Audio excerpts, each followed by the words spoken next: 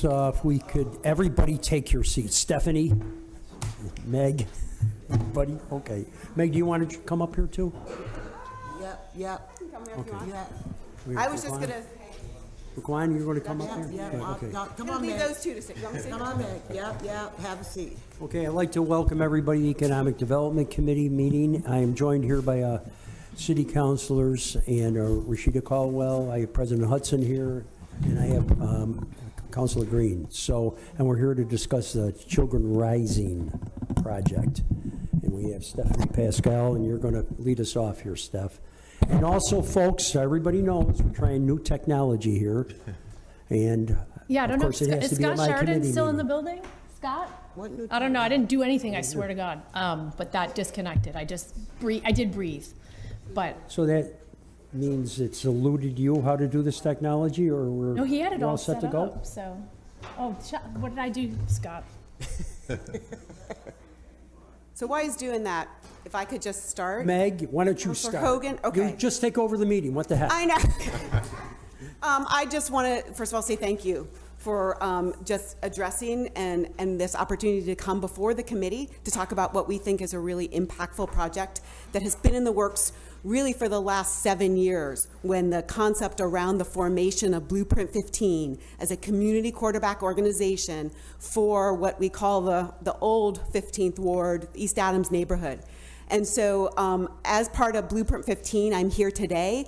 I serve as the treasurer. My colleague, Stephanie Pasquale, serves as the vice president, vice chair, and the executive director of Blueprint 15, Raekwon Pride Green.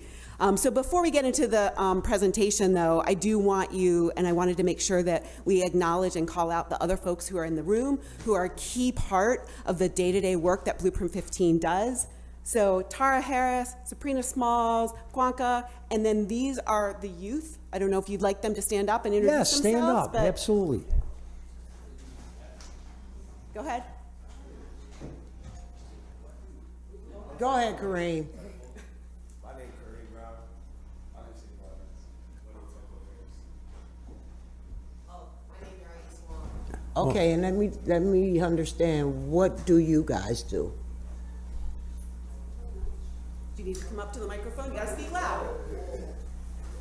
Okay, talk to me. Come on, talk Munch, to me. you got it. Come on, This Got gentleman. it. Yeah, you got it. Yes. It's your chance. You gotta okay. talk about why this is important and what it means for you, your neighborhood. So my name is Jariah Swan, and what was the question again? So why are you here today? No, and what do you do with Blueprint? What do I do? Okay, so in my eyes, I see that we're like a community outreach. We help people, and people help us to make our community better, like make our community better than what it was, or make it another community again. And I'm here today because we are looking for, I kind of forgot.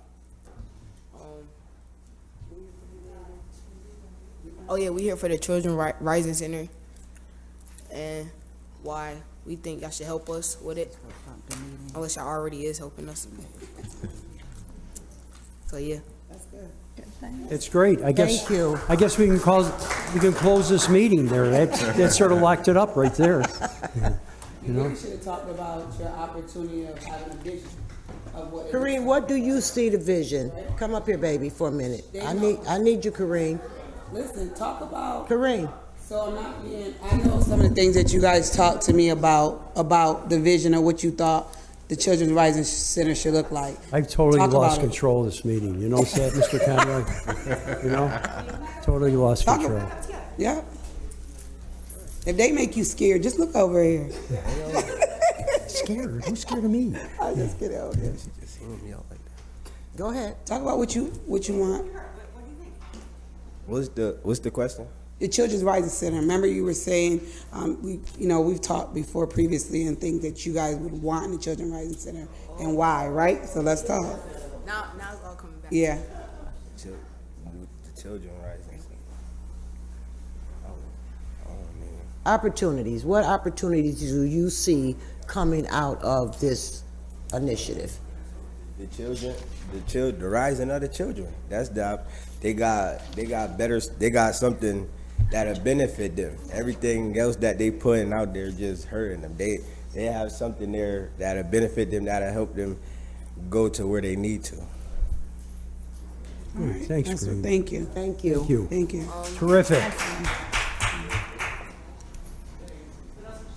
I say like nowadays it's a lot of young parents and that don't know how to do nothing, and that the parents of the parents, they just don't care, like, oh, you want to go out there having babies, nah, I'm just gonna go ahead, go out in the streets. So it's like this gonna help them. They could take parenting classes.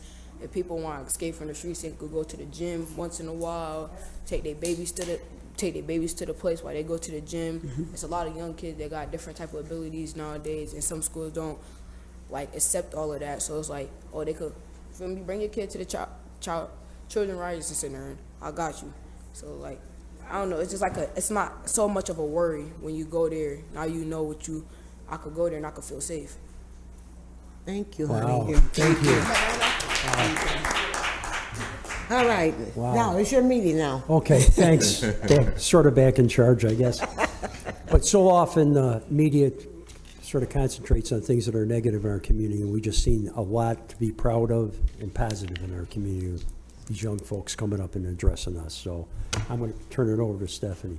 Nope, thanks so much, Stephanie Pasquale, with the Allen Family Foundation and a resident in the city of Syracuse.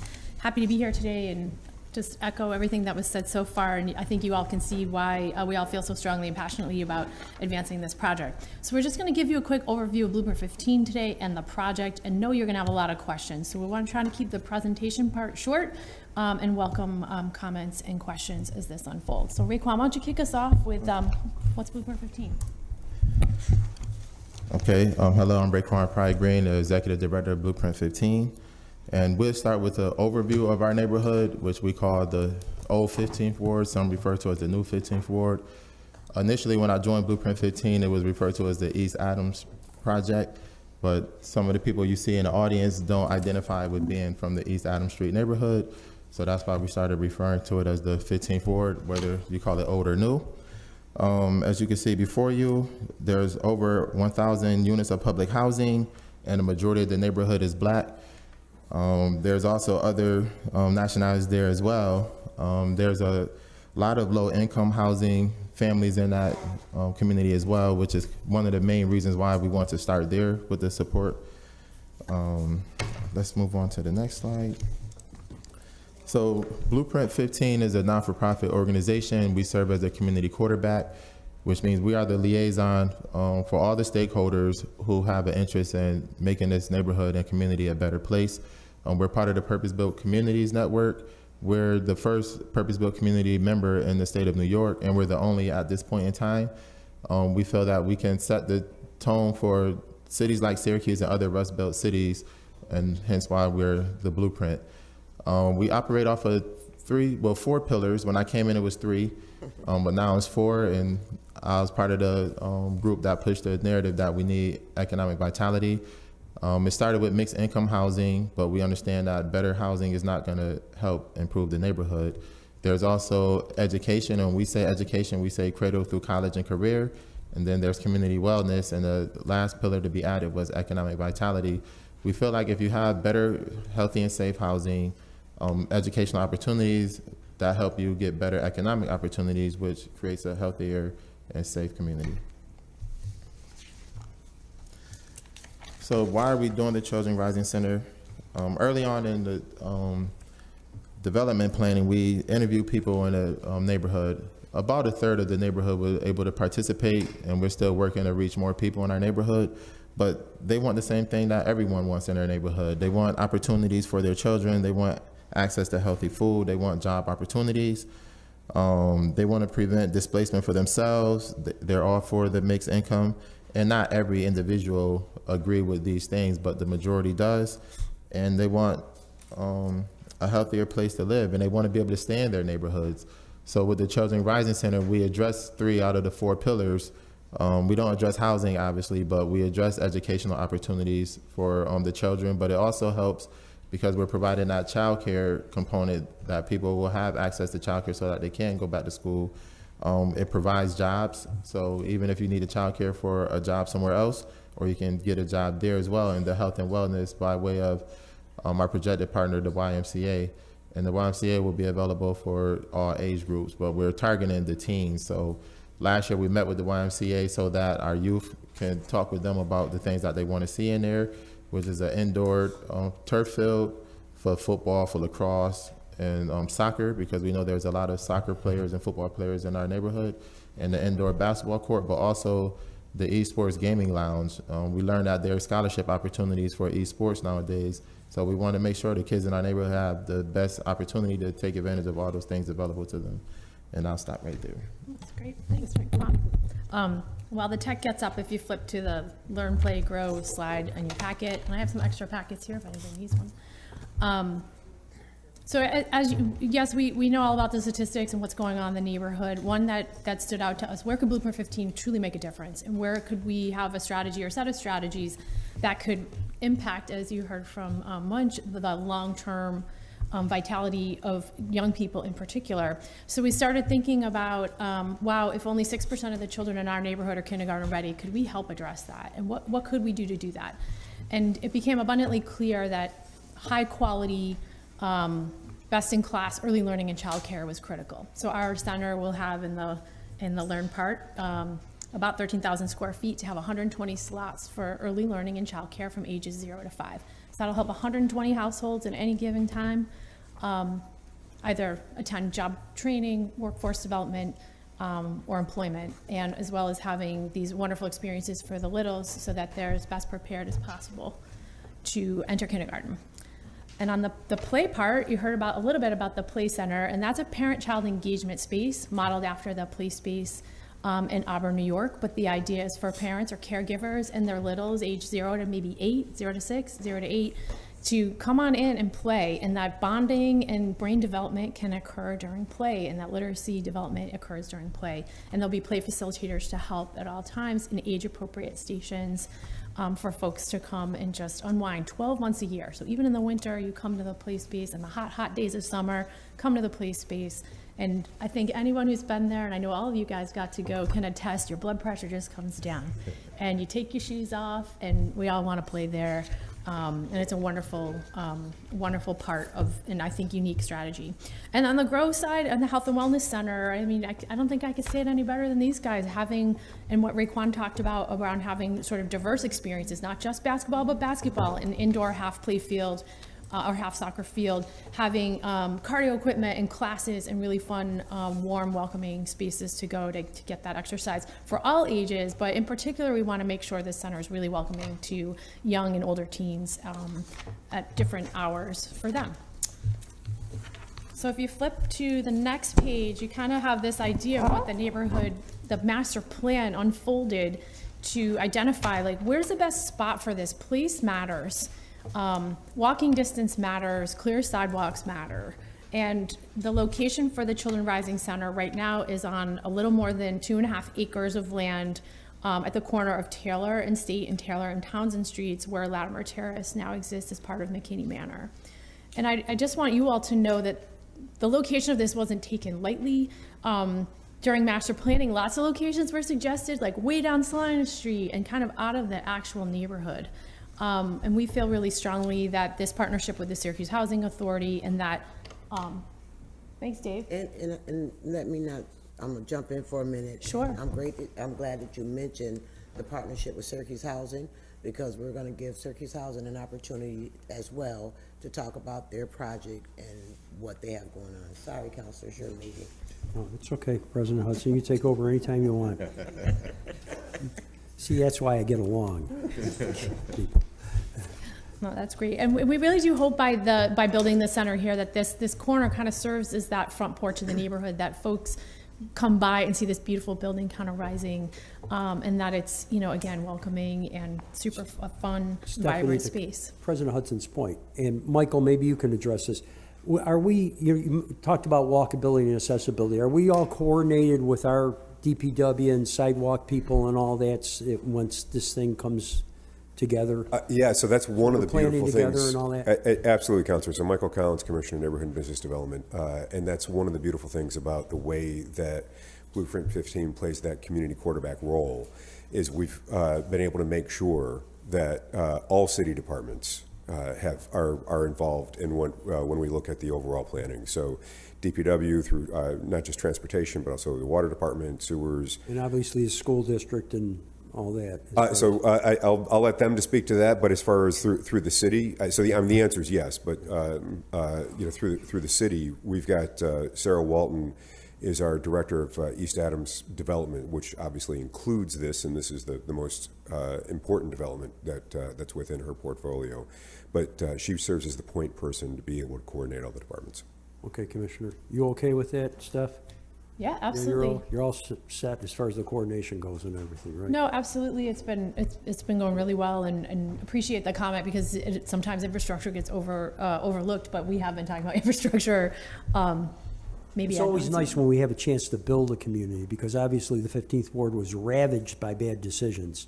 And this time we'll have an actual chance to plan a community where people can live, work, and play, so. That they designed. Yeah, that they designed, so that's And what. that they deserve, right? Absolutely. Okay. Yeah, and I think it goes without saying that there hasn't been any measurable investment, at least in my tenure, the last 22 years, in this neighborhood. So we, again, feel really strongly that this is an important asset to help jumpstart that very vision that you described, Councilor Hogan. Hit it, Dave. Hit it, Dave. Thank you. So we knew you'd be interested, like who's going to be here every year. We estimate that, again, there'll be 120 slots approximately of both, desperately needed infant rooms for childcare, older toddler, and pre-K in the early learning third of the building or space. The Parent-Child Play Center, we think this is a really low estimate, but we think there'll be about 4,500 parents and children visiting annually to the play space. And then the YMCA Health and Wellness component, at least 2,500 individuals walking through the doors, unique individuals per year. So we know that these are conservative estimates, but we know we can deliver on this on an annual basis. And this is also an employment engine. This building will create 14 new full-time positions minimum in the Early Learning Center. The Parent and Child Play Center will again create 7 full-time positions minimum. And Health and Wellness for the Y, 8, probably more. And then we'll have a building maintenance and admin 2 full-time equivalents. So this project is slated to minimally create new 31 full-time jobs in the neighborhood. And we're already having conversations and working through how do we ensure that residents who live in the neighborhood have access to these employment opportunities if they're so inclined and interested. And because we have a bit of a runway until we open, that we think we have a real opportunity here to do that over the next 2 years. Hit it, Dave. So as we talked about, the location really matters, and I know for the mapping nerds in the room, just to give proximity, you see I-81 to the eastern portion of this. That little purple square is where this building is to be located, and the master planner showed us that within a 5-minute walk, that's that circle that we do hit so many of the families that we were targeting in this neighborhood. So that 5-minute circle is really important. One more time, Dave, or a couple more. This is just a draft rendering of the building. This point of view you have here has Taylor Street to the right of the screen. State Street would be just off the screen, and then Townsend would be to the sort of the north towards SU. But the concept of the building is that it is rising, that it's 1 story and early learning and play space sort of to the left or to the west, and that the YMCA, oh my goodness, will elevate to the eastern side. Hit it, Dave. Thank you. So this is a floor plan. The teal or the blue to the north, and it might be easier to see in your packet, is the draft scaling for the early learning center and the classrooms and the motor rooms and access to the outdoor play space. The play space is in green, and you just see that big square in the middle. That's again where those age-appropriate stations are. If you can close your eyes and sort of envision part sort of children's museum and part sort of facilitated play, that it would be this open space with age-appropriate stations, as well as some party rooms so that residents in our neighborhood can celebrate fun milestones in the building, as well as hold community meetings. And then the purple is the YMCA floor plan. And we heard loud and clear from residents that having somewhere to go during those cold months and during some of the really hot months, that's why we felt so strongly to have a half soccer field that can be used for soccer, can be used for football practice, it could be used for lacrosse, and other giant Zumba classes or giant, dance classes, things that we can do in a wide open, elevated space. And then there's a basketball court you see sort of to the south. It's hard to see on this screen, but there's a space for esports that Raekwon talked about, cardio and other sort of exercise, convertible spaces for dance, cardio classes, all kinds of fun things. The main entrance to the Y and to the play space would be that red box you see on Taylor Street, and you can kind of see how the parking works, that buses can flow through, that we can have before and after school care at the Y or other parts of the building, and that we do expect that this will be open in some way, shape, or form from like around 7:30 in the morning till later at night, so that there's lots of opportunities for kids and young people to come throughout the year. And then one more, Dave, sorry, I lied. Our timeline, we hope to open in fall 2025 if all goes according to plan, which brings us to why we're here today. Last slide. To date, one more, Dave. Thank you. So our working budget right now, this project, has, as you all know, with construction costs and everything else, we believe it's about $24.5 million. Our board of directors at the Allen Foundation have already committed $5 million to this project, which we're incredibly grateful for. You may have seen in October, Onondaga County passed in their budget $5 million for this project. We did receive word from ESD for the Upstate Revitalization Initiative, or URI. We submitted a very long proposal in which they have allocated or given us that incentive of $5 million. And then we've been talking to the National Development Council, the Low Income Investment Fund, and other new market tax credits or NMTC investors, which would provide additional investment and sort of grant-looking capital to the project. But we're still a little short, and we're here today. We submitted an application in April to the city of Syracuse seeking $2 million in ARPA funding. And frankly, originally when we did all that master planning, we had that beautiful plan about 1.5 years ago. We had included in the plan the redevelopment of the Applied Training Lab on the corner of Burt and Montgomery Street that the EOC, the Syracuse EOC, was looking to redevelop. And unfortunately, all the applications they put out, it did include some, a commitment from the city of Syracuse, a commitment from the county, and they were seeking some funds from the state construction board.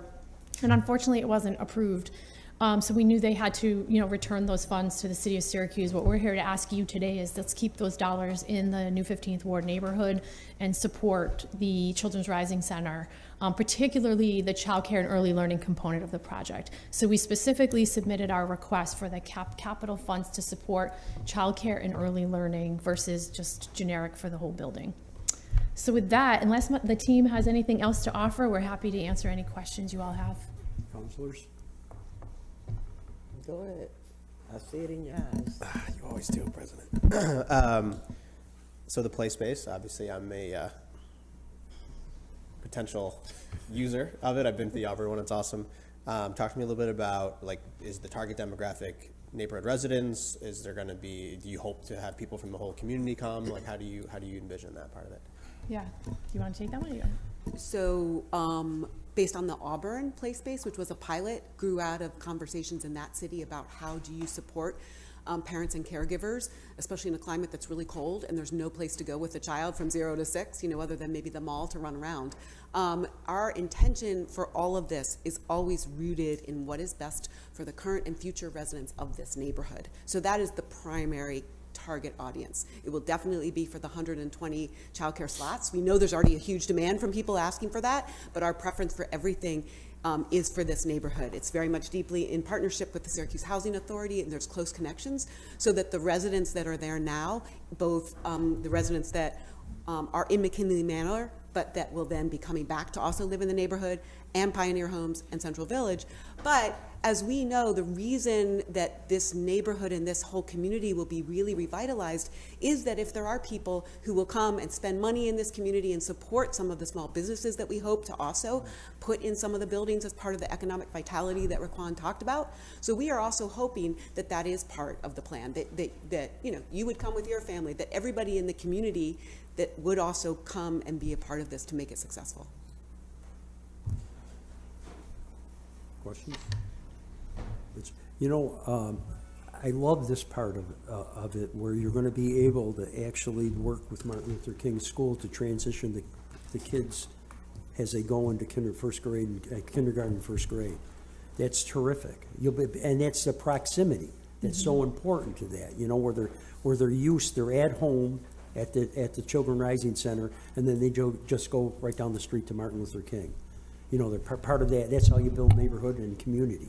No, and that's a really great point, and that's part of the purpose-built model, is to ensure that cradle to college and beyond pipeline that Raekwon talked about is super connected, that we share information, that the littles going into those environments, we give all the information we know about where they're at developmentally, where they're at with their preparation, and that we continue to work with. Raekwon's been working in really strong partnership with Dr. King's School already. How do we wrap our arms around the kids? You know, they're in the school day for certain periods of time, and how do we ensure that, again, that super high quality housing, those economic opportunities and childcare are available And for then those after they families? get out of school, they're used to coming back to the place. So you have them in Absolutely. it's terrific. I love that idea. I haven't spent a lot of time at Martin Luther King when I was with the school district. I mean, that is really a great epicenter, and this is going to be too for the whole community. And you know, as I see these young people over here, you know, when I was a younger man, which was many, many years ago, I knew kids that were torn out of their neighborhoods, and they scattered all over the city like wild geese. And you know, those kids I played ball with and everything else, and you're going to be present at the reconstruction of that whole community, and that is so great. You know, I look forward to that day. I'm just wondering if there's no questions. You got something, Right, President I Hudson? have one question. So we talked about the money from ELC, correct? So that money went back into the city's general fund or back into the ARPA funding, right? ARPA funding. It went back into the ARPA funding, because I do recall that was a 1.7, so you took it all the way to 2 million, just to round it off. Am I getting that right? Well, we could use even more, Counselor. we get that. We get But that. that was a number we arrived at to, And you know, I'm if we're sitting here thinking to stretching. myself, boy, I wish we had more money to throw in. But I was just curious to where we just rounded that 1.7 to the 2 million.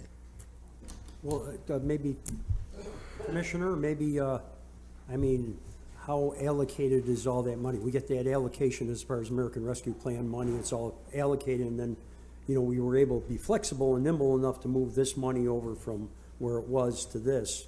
Yeah, Is there a possibility that, Yeah, but we Yeah, trying yeah. to figure out, it's a 7.5 gap, so is there any flexibility that we may be able to Exactly. put some more to kind of close that gap? Sure.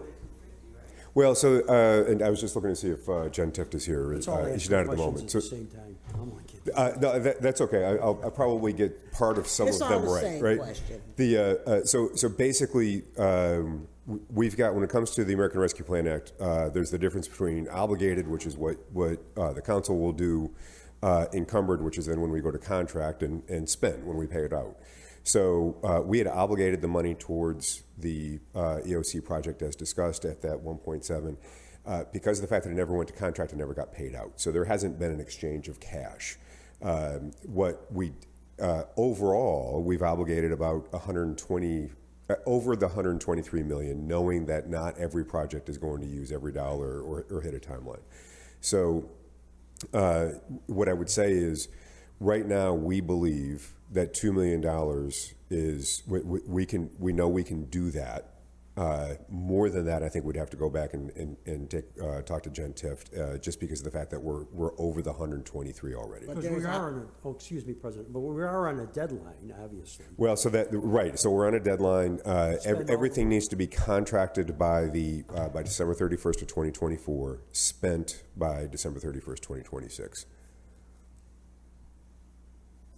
Because the money, I mean, you said it. You said that it's obligated, but these are some projects we have not moved forward, and some projects may not move forward. So can we look at what the difference is in those projects? So I would say Jen Tift is constantly looking at that. You can see the aggregate of it. The overall is on the city website, updated regularly.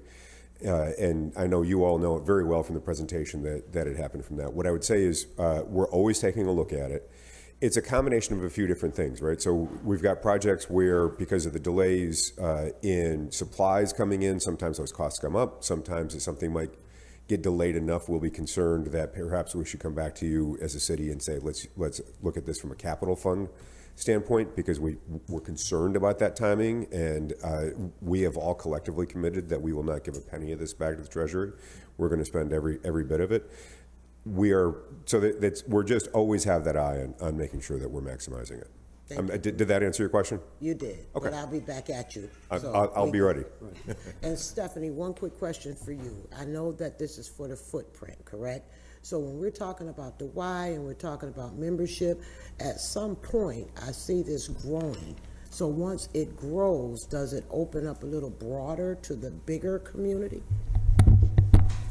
I think so, and I think, Mike, you said it really well around part of Blueprint 15's job as owning and managing this building isn't just keeping the lights on, right? It's being able to report out, how are we doing in reaching the actual community in terms of not just memberships, but participation. We want to make sure folks are coming in.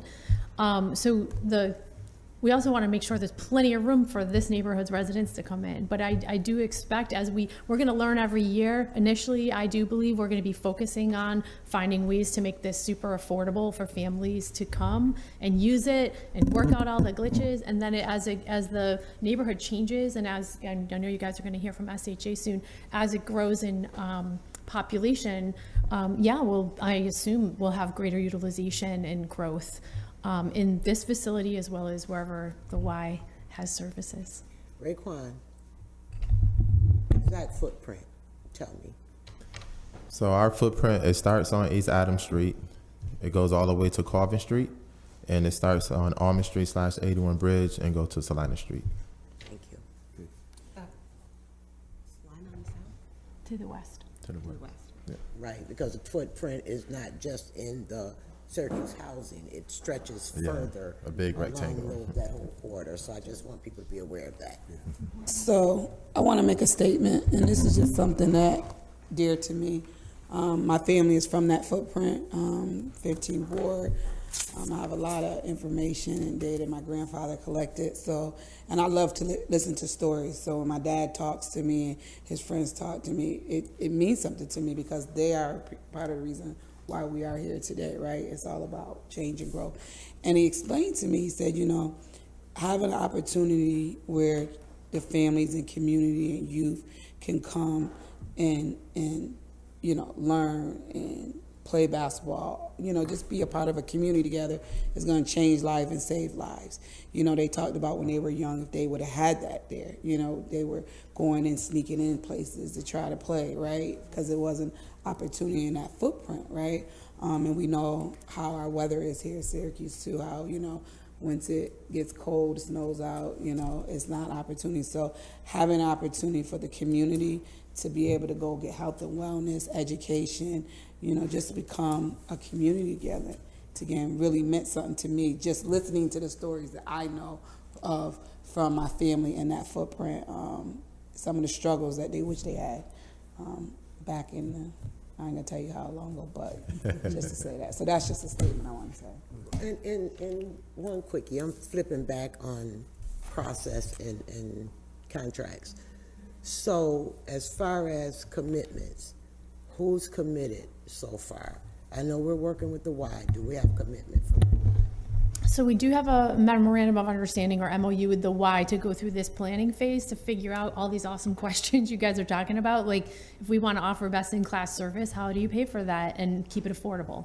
So we're lucky to receive a grant from the Cabrini Foundation to go through that. So we're working on all these crazy budgets right now and operational planning for years 1 through 7 to make sure that we're fully prepared for that operational support and what opportunities are available for revenue. So yes, on the Y, with the Y, and they have a membership model, and maybe it's going to look a little different at this one in terms of how that operates. So agency commitments, do you have any commitments, agency commitments for the Children's Rising Center? So the Y, we're in that, I'll say it's sort of like we're engaged. We're not married yet, but to work through planning for the health and wellness, the purple part of the building. And then we did, Blueprint 15 solicited an RFP to potential childcare providers.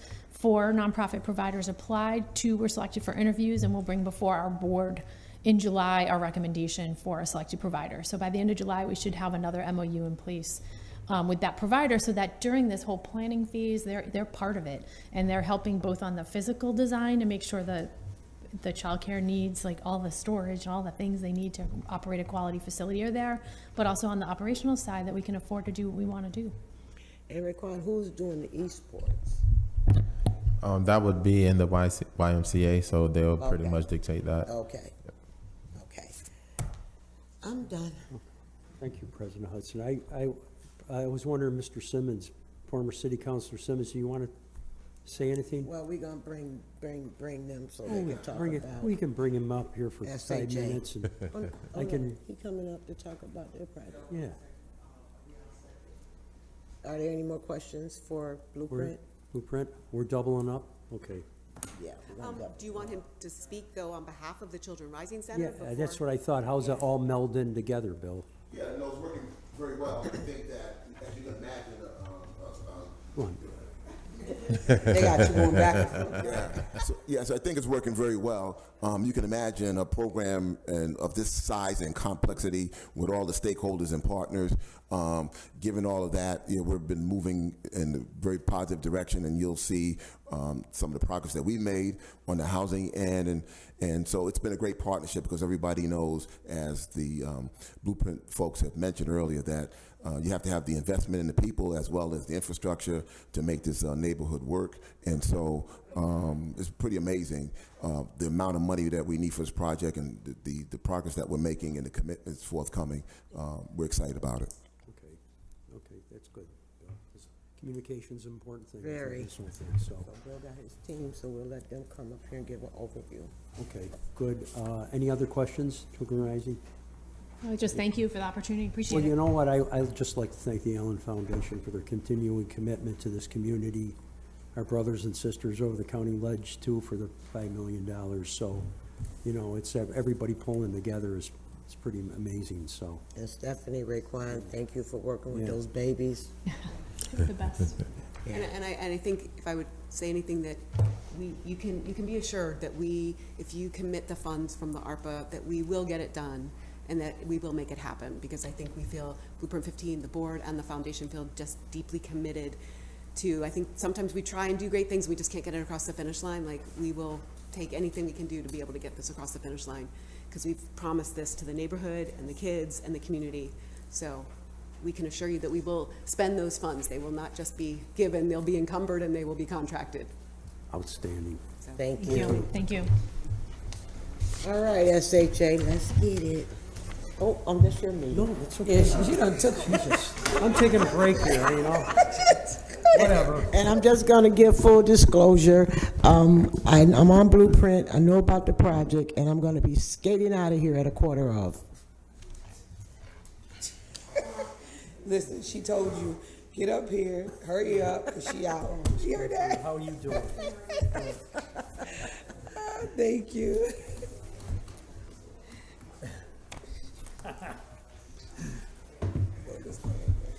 Quarter of them, leaving in 5 minutes. Oh, I gotta go get my eyebrows done, what?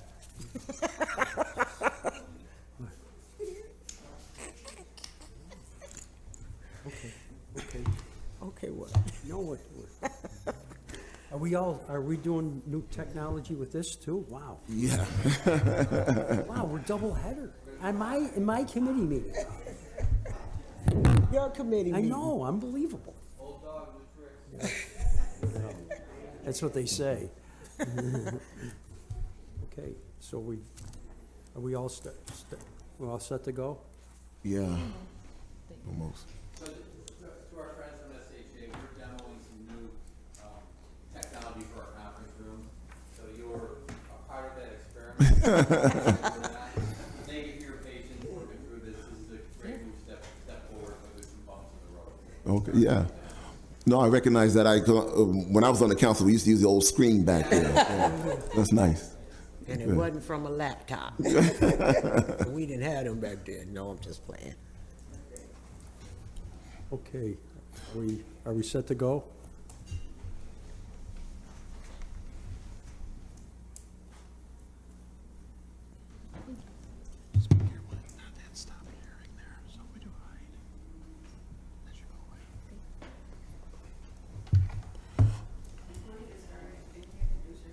Oh, please. My name's Jalen Clifford. I'm the Deputy Executive Director at SHA. I'm Lindy Medill. I'm the Compliance and Development Director. Everybody don't know you, sir. Well, yeah, are we ready? Bill Simmons, Executive Director for the Syracuse Housing Authority. And former 5th District Councilor. Yeah. Good. So I'll just dive right in. So I want to thank the council for this opportunity to get an update. I think the last time we presented to the council was almost a year ago, a little less than a year ago, when we were applying for the Choice Neighborhood Grant. And so, but a lot has happened since that time. But you know, as the slide indicates, we started the master planning for Miss Oliver Towers, McKinney Manor, Pioneer Homes in Central Village back in May of 2021. And finished that in January of 2022. We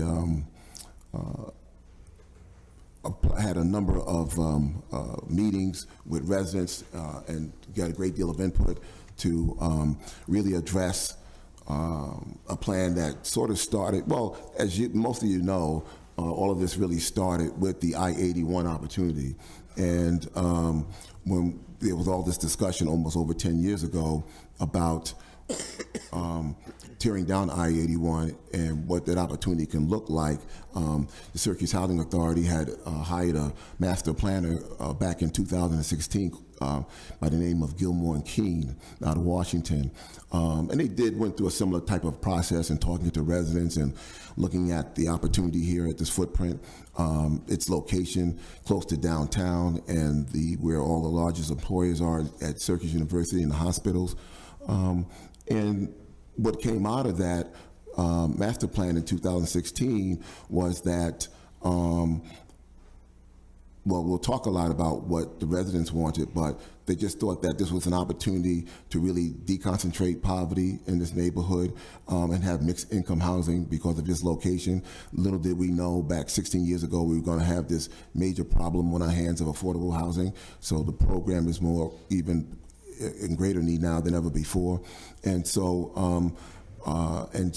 fast forward, we had an opportunity to meet with the Allen Foundation and the city and coming up with the plan with Blueprint 15 to really put together a comprehensive program that was going to address a lot of investment in the residents as well. So this next slide you see here, you've probably seen that already with the Blueprint 15 proposal, but essentially it's community and wellness, cradle to college education, and mixed income housing.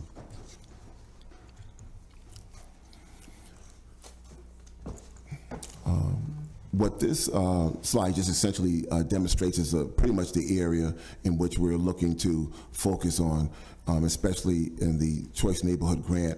On the left-hand side, you can see McKinney Manor with its 3 cul-de-sacs of 25 home units each, and then the Pioneer Homes development on the east and west side of I-81, which make up currently 555 units of public housing. After we did the master planning with McCormick, Barron, and Salazar, who we hired through an RFP process, and meeting with residents, we came up with this schematic, which pretty much deconcentrates poverty by not demolishing the properties and scattering the people, dividing and moving the people. But our concept of deconcentration of poverty was to invest in this neighborhood and invite people in. And so you see the density increase, and you go from almost 700 units to 1,404 units at this time planned. In moving the plan forward, we decided the other key component in working through this plan was to make sure that we did this in phases because there was nowhere for 600 people to relocate in a practical way and do this massive area. We've also learned, over the years in looking, studying other developments of this type, whether it's public housing in other areas, that if you really want the vast majority of the residents to benefit from the redevelopment, then you have to limit the number of times that they move. And so oftentimes if a person moves off the footprint and have to move back on 2 or 3 years later, oftentimes they have moved on in life, settled in the community, and decide not to move back. Well, we decided that we would do this in phases, in part because we had some vacant property on SHA where we can build first and new, and then move folks from the old sections to the new sections in a way that allows us, when it's all said and done, 45% of the residents will only move once from old to new. And so, that was one of the big benefits and one of the commitments that SHA made with the developer, that we were going to have to do this in a way it was going to be done in phases. Jumping forward to phase 1, which is Angelo Terrace, the most west end corner of McKinney Manor. We wanted to do this area first, primarily, well, for a lot of reasons. It was closest to downtown, so we thought that starting there first would make it most marketable for the mixed income component. But also, when we started this master planning, we still didn't have a firm schedule on the I-81 construction. And so we decided that, starting further away from I-81, we could proceed and ultimately start moving east, and hopefully the I-81 viaduct will be down and we won't have to redevelop that neighborhood twice and digging up the streets and everything. So we wanted to start at Angelo Terrace. As you can see from the slide there, this will include 15 units of market rate housing, 1-for-1 replacement. That was critical in terms of ensuring that the residents who are currently on that footprint will have to come back. HUD requires that, but it's going to have all these amenities: the fitness center, community rooms, large office space for urban strategies. You'll hear a little bit more about them in a few minutes. Laundry room, outdoor space, and then the low-income tax credit application was submitted. Pre-application was submitted some months ago. So we're working through getting the funding and approval for the 4% tax credit program through the New York State Department of Housing and Community Renewal. So you're going for the 4%, not the 9%, Bill? Correct. The New York State Housing and Urban and Community Renewal Program, if you're doing 100 units or more, they suggest 4%. Okay. If it's less than that, then they go with the 9% tax credit program. Oh, I see. Okay, good. And in addition to that, the 4% is non-competitive, so you get them as of right, and then we can plan out and build as opposed to without having any real interruptions. But as you can see from the schematics, we're going to 2 and 3. We're going to 3 and 4 story buildings. Phase 1 status update. This just talks about the going through a Part 50 review with the City of Syracuse submitting that application. We're submitting a RAD application. That's a rental assistance demonstration program for this section, and some of the environmental concerns that were conducted said that the ESA identified exceedancies. Didn't say it was a brownfield, but some exceedancies on that land, so we have to go through New York State DEC for final clearance. But in this schematic, it just shows that you see the setbacks where the houses start from the street. A lot of townhomes on Townsend Street, we have to obviously replace what we take away from the public housing component, and then you have the low income, light tech, mixed income housing, affordable housing units, and then also in this footprint will be 15 of the unrestricted market rate units. And I'm assuming we're aligned with our new rezone and all that, I suppose. Yeah, yes, it does. And I mean, you work closely with We did. our people. Yeah, we did work with rezone, and we were in compliance. In fact, some of the issues that were rezone was working through, our urban design group helped them work through some of the issues that they hadn't really settled on, that have been incorporated in rezone and makes us consistent with the rezone program. So we work very closely with Owen over the years. Well, actually, this will be the first large-scale template for the whole new zoning. Correct. So. Yep. So this slide just shows that, again, trying to show you phase one, McKinney Manor was 25 units, and what it's going to look like on the right, it'll have 133 units. We were going to do phase one, obviously, because, again, for all the reasons that I mentioned earlier, and it was going to be keep our costs, our budget down in terms of maybe relocating the residents. But the commissioner from New York State HCR said, Bill, why don't you do phase three in there as well, just for marketing purpose and kind of move the project along a little bit further. So we had to take the time to come up with a plan that includes second half of, or second third of McKinney Manor in phase three. And then, as you heard earlier today, a lot of the dollars that are going into and help making the Center Rising possible are some of the opera dollars going into this project. And those dollars are time sensitive and have to be spent in a specific time period. So the request came in from Blueprint 15 to include the Latimer Terrace phase into phase one. So that's what we're working on. Ultimately, it ended up being all three phases of McKinney Manor going into phase one. So there was a lot of additional, development costs and fees that had to be included to prep the application for HCR. So conceptually, we have public housing, affordable, and market rate all in the same. Yes, and that reminds me to go back to talking about you'll hear a lot or have heard a lot about the Rental Assistance Demonstration Program, RAD. As a part of the 2016 master plan discussion, one of the things that was a key component to all of this was the fact that across the country, public housing authorities were, $70 billion in arrears for addressing all of the physical needs. The Department of Housing and Urban Development knew that there was not the political will from Congress to put that kind of money into HUD and bring these housing authority stock all across the country up to speed. So they, back in 2012, HUD came out with this program called the Rental Assistance Demonstration Program. And essentially what it does is it takes the public housing program, which is called Section 9, and allows us to go into the Section 8 program and use the voucher program. So it's the exact same subsidy and rights and regulations that the tenants have, but what that does for the housing authority, it allows us to go out on the market and use mixed income financing, mixed rate financing from tax credits, home dollars, private dollars to address all of these needs. And it opens up this opportunity for bringing in market rate families and unrestricted market rate families and create this kind of a community. With the old Section 9 program, public housing, you couldn't do all these kinds of things. The money came in annually from HUD to repair the properties. Clearly wasn't enough. What we were doing down there in this neighborhood was unsustainable. Deterioration was starting to catch up with us.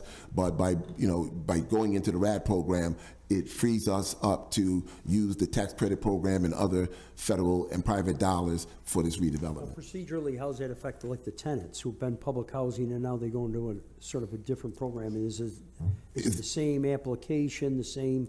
It's the exact same subsidy, rights and regulations. I mean, as far as them understanding it goes? Yes. So we've had conversations with the residents during the master planning phases, and since that time, actually, we've had conversations with residents back in 2016, showing that there will be they'll be entitled to this subsidy.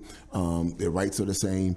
Tenant participation is the same. But this just allows the housing authority to use this mixed income financing and other sources from the federal and state government to create this project. So there's no obvious educational barriers? No, none whatsoever. Next slide. So this was just to illustrate the Children's Rising, but as you just got an update from the Blueprint folks, some of that is changing in terms of the footprint.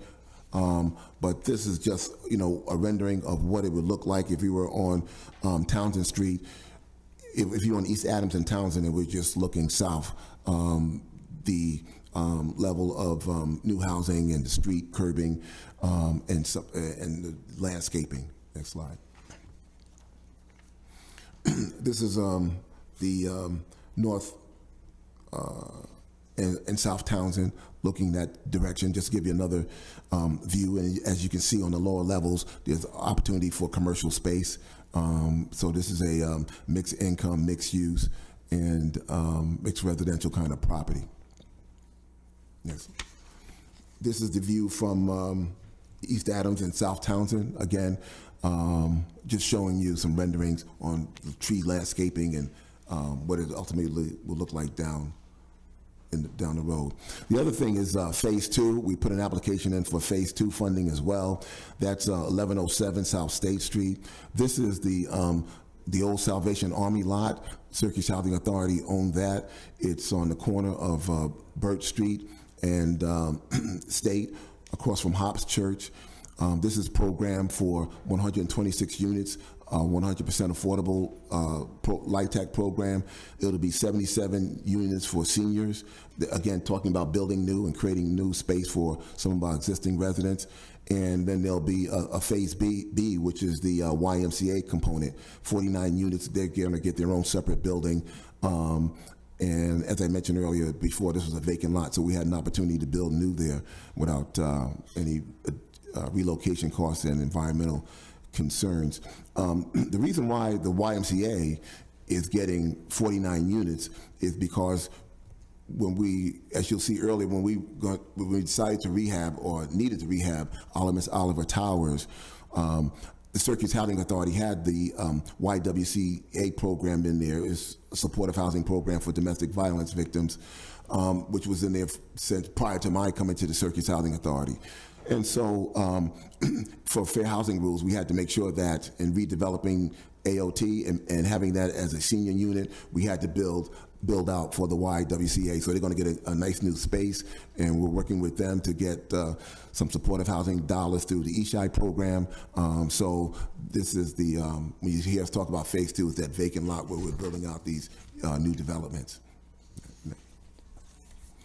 And this is just, again, a little bit more of a schematic of the layout and the rooms and the parking for the 2A senior wing for that units. As you can see, 77 units and for residents who are 62 years and older.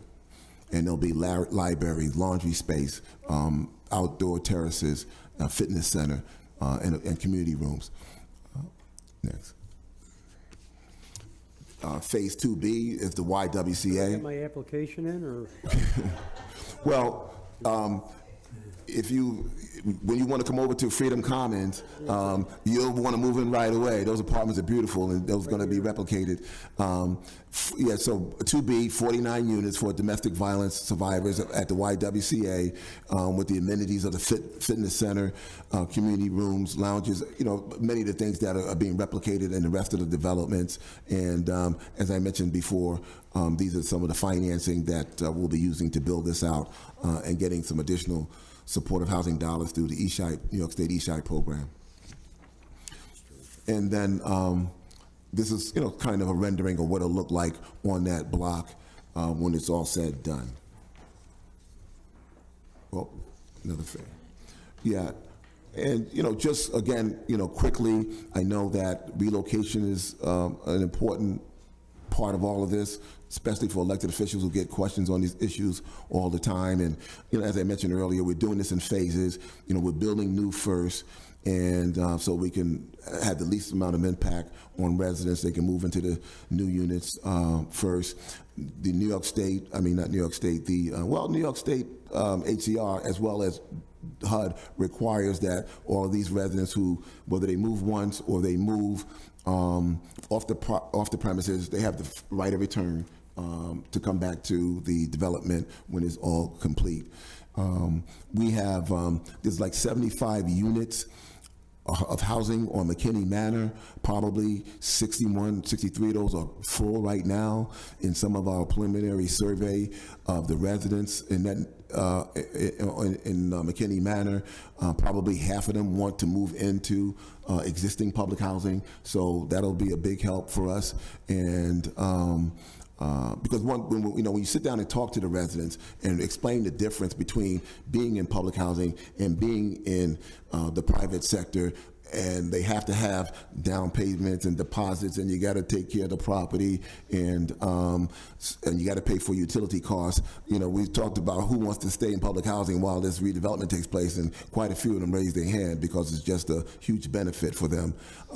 But some of them want to take advantage of the voucher, and just also knowing the fact that, you know, we run a voucher program of 3,700 vouchers. We issue vouchers to our residents currently right now. The HUD proposal gives them like 90 days to find a place. We have to extend that to 120 days because it's just very, very difficult to find good, clean, affordable housing, period, but desirable affordable housing in this neighborhood. So a lot of residents, I think, will take the option of moving into some of our vacant properties while this redevelopment is taking place. And so just, you know, showing you the relocation by phase one in your packet, it just, you know, phase one will have relocation. Phase two, that vacant lot I told you about, there won't be any. Some of this phasing is in 3, 4, and 5, it just shows the streets, but in working with the Center Rising and New York State, some of that schedule is changing all the time. This next slide demonstrates just one of the key things about this neighborhood in breaking up the super blocks that we have now is bringing more streets in. The Blueprint 15 folks talked about having a more safer neighborhood where you have streets. You don't have the big super blocks that you have now where a lot of nefarious activity takes place. It'll make it a more walkable neighborhood. Neighborhood or doors are on the street. You have the connective corridor from Wilson Park to the Center Rising all the way over to Rensselaer Park. So it's just going to be designed for biking and, you know, that kind of a wellness. This slide demonstrates those connections. Bill, can I ask a question on that? Sure. So I think for those corridors, obviously it's essential to have some retail component, which you've mentioned in here. What do you see as your vision for that? Is it a specific corridor that'll have all the retail? Will it be scattered throughout the site? And what kind of businesses do you think the residents want and would work well there? Well, you know, I think we all know that this neighborhood is a food desert, and having a supermarket on this footprint is critical. But in talking to a lot of the supermarkets, the same thing we did when they built, is that I say that right? Right Price? Price Right. Price Right. They told the Jubilee Homes folks, Walter, that when they saw us building those 50 homes that we built by Southwest Center and over by, we built about 10 or 11 by Southwest Center, another 10 by the Greyhound bus station. Businesses want to be in a neighborhood where they see homes developing and growing. So we haven't reached that threshold yet, but once you start building this out and the development that's taking place downtown and that neighborhood growing, you ultimately will have that need for and desire for a grocery store, a supermarket to be in this footprint. On a lower scale, on some of the earlier levels, you know, we're working with Blueprint and Sarah. They've got this economic development team surveying what some of the needs are in the community, and we have space built out for some of those discussions. I know early on, the MBS people have been talking to the Salt City Market and Meg about there may be, when this is all built out, an opportunity for some of those entrepreneurs in there to be ready to move off the footprint in a bigger space. So, yeah, there's a lot of discussions about the needs there, but obviously the biggest need will be that supermarket.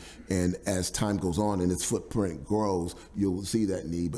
But I think the biggest thing we're going to have to do is find a footprint for a supermarket. But you know, Blueprint 15 is working with the land bank, and they've got some land set aside, you know, for these kinds of opportunities. So I think that we're building that flexibility in for the right kinds of businesses to grow in this neighborhood, and businesses that residents in the community can take advantage of, not just businesses coming from the outside in and, you know, taking advantage of a situation where we really want to give local businesses the opportunity.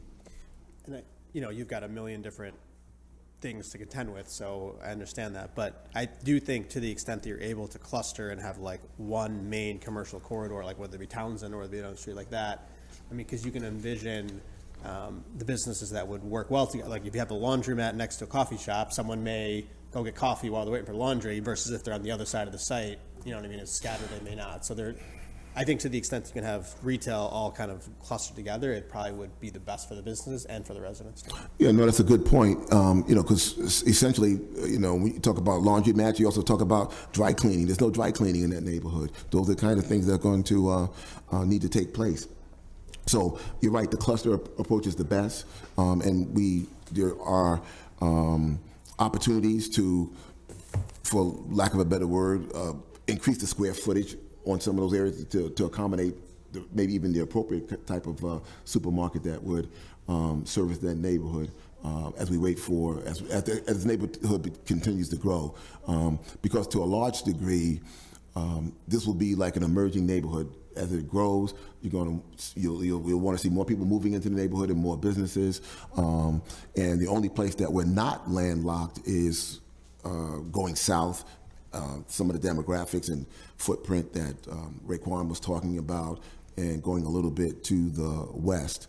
But for our purposes, and as we continue to build this out, try to cluster these businesses is a very, very good point. Because it's a rare opportunity, what Councilor Green's point is to actually create a business corridor. Mm-hmm. You don't see that too much anywhere, where you're able to do it. Well, and probably, it will be that Townsend Street, not Townsend Street, it's probably going to be East Adams. East Adams is going to be two ways when they get done, all finished with the I-81 plan. But East Adams will have a lot of traffic coming from the hill and going up on the hill, and even close to the downtown area. So with the appropriate businesses, I think you can create that cluster you're talking about.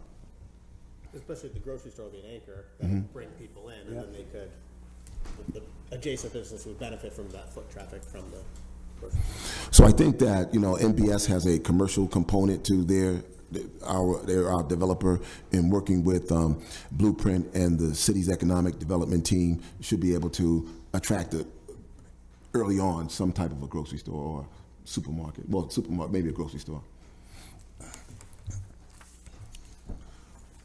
This slide just demonstrates, I think this is one from earlier, East Adams. This is phase one. Yep, this is phase one building. I think you may have seen this earlier. Next slide.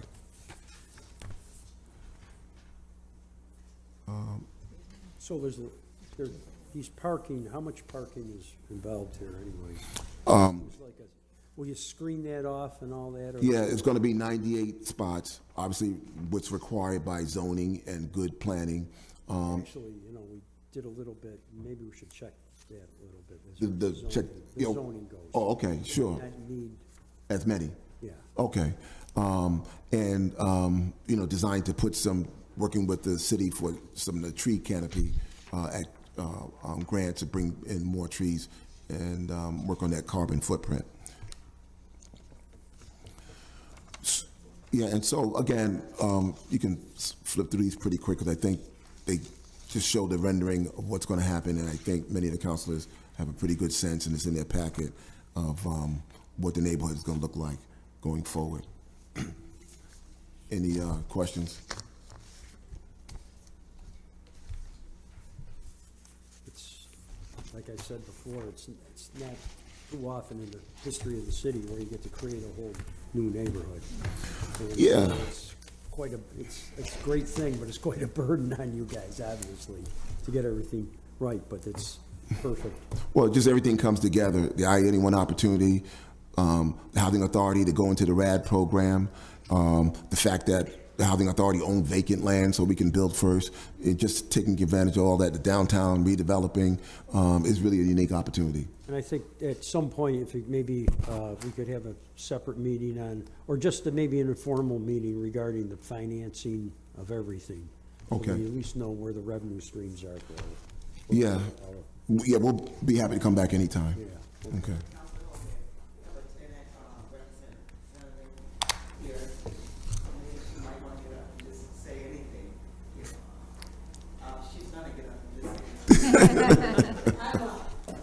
Sure.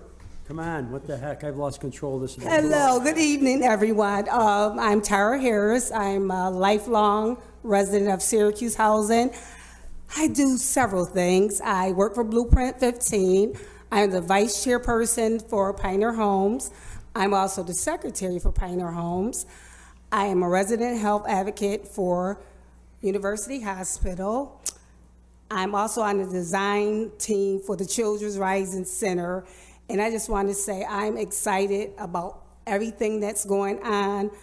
We finally get to have something that belongs to us come into our neighborhood instead of us always having to go out of our neighborhood, which costs us. We don't have cars, so we got to Uber, we got to pay for rides. So all around for me, I'm looking forward to everything that's going on, and I'm glad that I'm a part of everything. I can give my input with the designs, the developers come.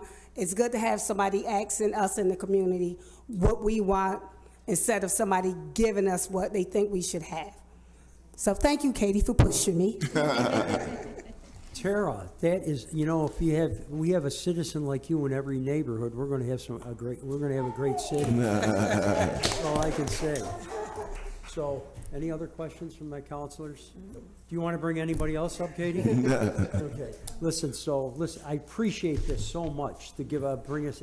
You can come back here anytime. And, Okay. you know, Yeah, when we have updates and funding sources, we can talk about that.